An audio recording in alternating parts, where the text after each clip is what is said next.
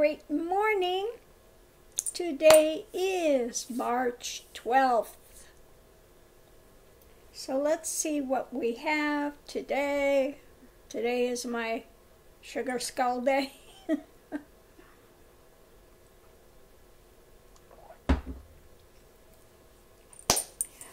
Oh, mercy. Where do we begin with this? Okay. Let's start here. This is such a pretty card. We are always on a sacred journey. Okay, so we're going to begin with that, the sacred journey to discover forgotten knowledge. You know, we are part and parcel of that divine is. Problem is, this is something that has been forgotten by most. And so the sacred journey is there to, yet again, discover who and what we are, minus the baggage and drama that we've gathered and collected for lifetimes, which is fueling the angst and the all of those niggling things that keep one in bondage and suffering. Okay, so it's so important to do this sacred journey. Unless you're just happy with where you're at. Now, if you're happy with your life, go for it. Okay. Okay, you've only got all of, eternity to find this out. So, but my view is better sooner than later. The sooner one can get out of suffering, the better that is. Okay, suffering is not fun. Okay, so where to begin with this? We're back to this card yet again. This is the second day this has come up. Right? 72 cards in a deck, and this is the second day. So let's go back over this once again. The taming power of the small. Self-restraint, self-sufficiency, careful preparations, resourcefulness, minor impediments, and adaptability. Okay, all of these things are important. Self-restraint, adaptability. Now, if it doesn't work one way, you find another way to go forward. But all of these things are important on your journey. Where to begin? Where to even begin? To begin, one starts by becoming a watcher. Okay. This is one of the most important things on your journey, to become a watcher or a witness, to enter witness state. What is witness state? Witness state is when you are able to see what's taking place. You're in enough stillness within yourself that you can actually see what you're doing and can comment on it at the same time, break it down, look at it, dismantle it, if you will, to see what's underneath, what is driving this action. When you see what's driving an action, then you can change it. You can go in and change why that is taking place. Okay. So one becomes a watcher. How do you become a watcher? By being present. Somebody was asking what book to read. Well, Wherever You Go, There You Are by Jon Kabat-Zinn is a great place to start. Okay. In that book, it tells you basically how to start to be present, how to begin to watch, look, observe, and so that one can learn these forgotten wisdoms, forgotten knowledge, and can go forward. Okay. So become a watcher. The only place really that you can live is in the present. But so many people are what? They're trying to relive the past. Can't relive the past. Well, this is one big thing I see when I go, you know, I'm a veteran, I have to go to the VA. What do you see there? These guys that are still stuck and all they talk about is their service time. They're all wearing hats from when they were in the military, still wearing fatigues, you know, and most of these guys are from like my era, Vietnam era. Come on, that's how many years ago? Let's move forward. But they stay stuck in something and keep reliving and reliving and reliving. Okay.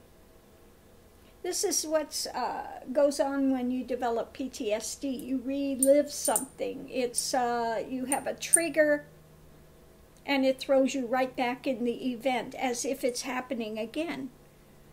But one thing that I realized is who is traumatizing you now? The event's no longer taking place. So the one that is traumatizing you now is yourself. Okay. That's like when you finally come to that recognition, then you can start to dismantle these things. Okay. There is a way through and out of PTSD, by the way. So let's continue forward. So important on your path to be radiant. Okay. Don't be a Debbie Downer. ever see Saturday Night Live, the Debbie Downer? No matter what they start out with, here comes Debbie Downer that just never has anything good to say. It always winds up in some kind of a depressed wah, wah, wah. So don't be a Debbie Downer. You know, radiate some light somewhere. Hey, Mr. Max, did you come up to see me? Yeah, am I talking? So now it's time for Mr. Max to come up? Oh, yeah. Last but not least, this is a journey of healing. Okay. Now, I like the healing card because where is he on? He's on the great peacock. And what's the peacock? The big ego. Look at me. Wow! You know. So he is riding the peacock of ego. You know, you've got to get a handle on it. You've got to get beyond it to have true healing. And that is the sacred journey. To dismantle that egoic drama that keeps you feeling as if you are separate from that divine is, which is illusion. Okay. So the whole of the journey is for healing, ultimately healing, moksha, liberation. Liberation is nothing more than getting rid of the old baggage. Get on the train, leave it at the station. You don't need that encumbrance and go forward. Okay. Let me tell you, it is so much better to come to the point of liberation where you can live life and you don't have these bondages pushing you, driving you in being unsure of trying to protect yourself of all the things that flailing ego does. When that is gone, when that is at an end, what remains, that's why it's called the play of God. In liberation, you have the play of God. Doesn't mean you go out and do whatever you damn well please, which is what a lot of these egoists that are setting themselves up as gurus do, there are no consequences, there's no karma. Well, there is karma, there are consequences, okay? So you don't do that. But it means you just enjoy life for what it is. You enjoy the play for what it is, minus the encumbrances.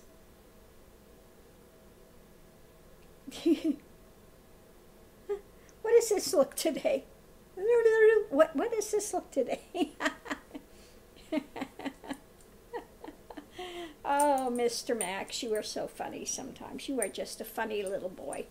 You are a funny little boy. You are, you are, you are. So anyway, if you haven't begun your journey, everything starts with a step, and you just continue going forward. You know, I was talking with Siddhananda, was here yesterday, and she's towards the end of the journey, where you start losing a lot of body consciousness, and you start looking at the form like, what the heck is this thing? And you reach one point. I remember when I was living in Rishikesh, every time I would step on the bridge to go across the Ganges, I would lose body consciousness.